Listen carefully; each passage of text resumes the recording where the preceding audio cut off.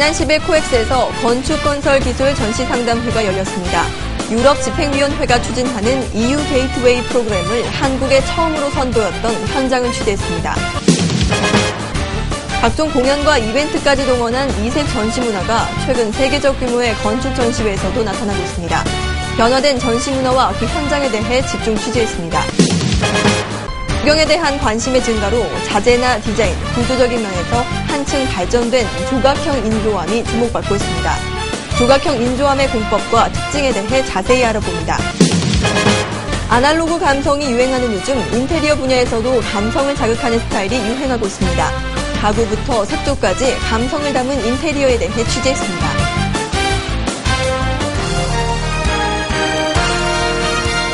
안녕하십니까. KIB 한국 인테리어 방송 뉴스 시작합니다. 첫 소식입니다. 지난 10년간 한국과 EU 사이의 교역 관계는 비약적인 발전을 이뤘습니다. 최근 개최한 건축건설기술 전시상담회는 그 흐름의 연장선상으로 건축 분야에서의 양국 기업 간 교류를 지원한 행사였습니다. 이미 일본에서 검증된 유럽 집행위원회 후원 프로그램을 바탕으로 한 현장 소식을 취재했습니다. 지난 10일과 11일 양일간 유럽 집행위원회가 주최하는 건축건설기술 전시상담회가 코엑스 컨벤션 센터에서 열렸습니다.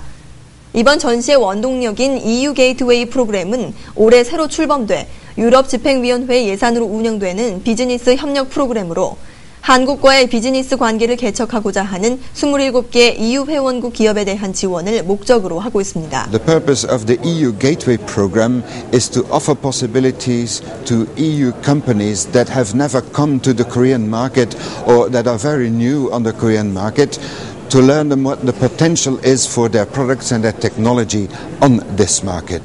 It's very important to stress that these companies do not come here to sell, but to learn the particularities and to also learn about the local business habits and business customs.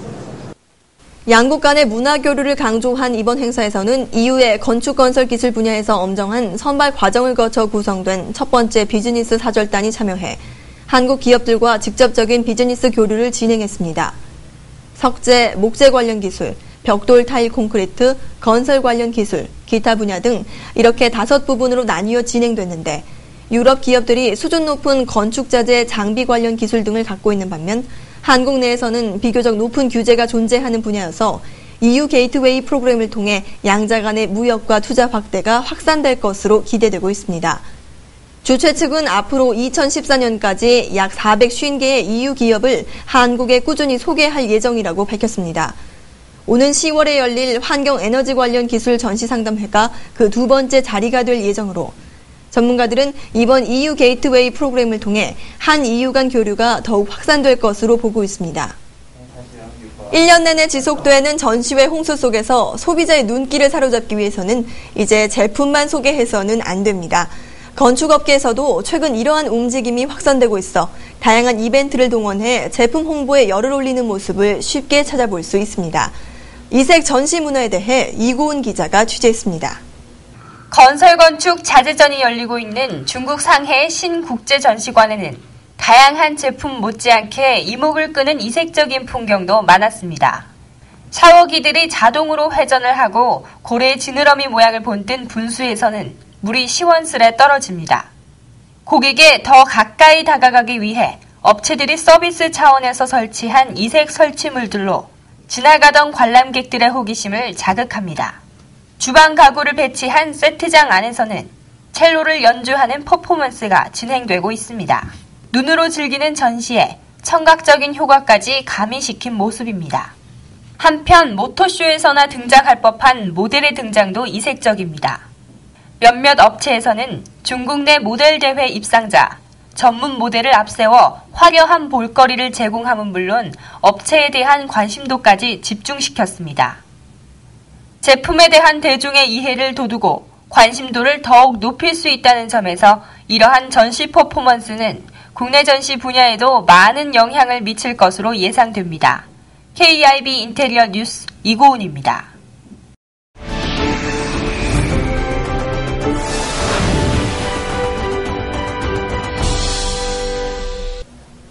건축 인테리어 분야에서 조경의 중요성이 부각되고 있는 요즘 인조암에 대한 수요도 그만큼 늘어나고 있습니다.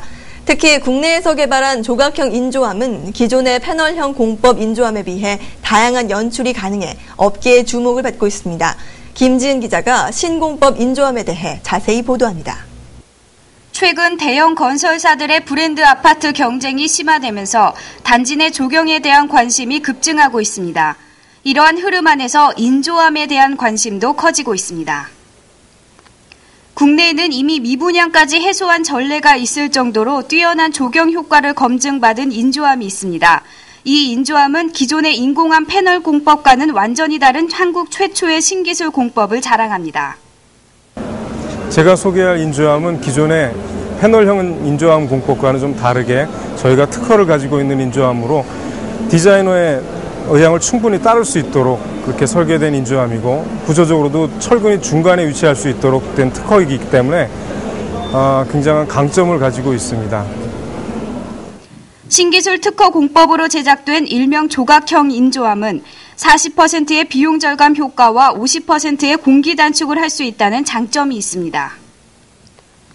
또한 새로운 건축 자재로 주목받고 있는 GFRC, 즉 내알칼리성 유리 섬유로 보강한 시멘트를 건축 자재로 사용하는데 경량이면서 고강도이고 내색, 내식성이 우수합니다. 질감과 색채 연출이 다양해 작품의 모양과 색감을 자유자재로 표현할 수 있습니다.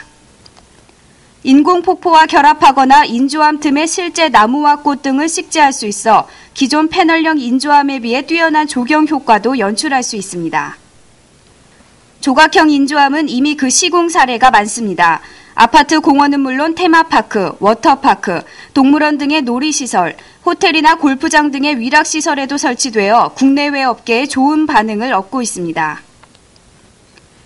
갈수록 녹지와 자연 환경이 사라지면서 친환경 공간 창출에 대한 관심이 증가되고 있는 요즘.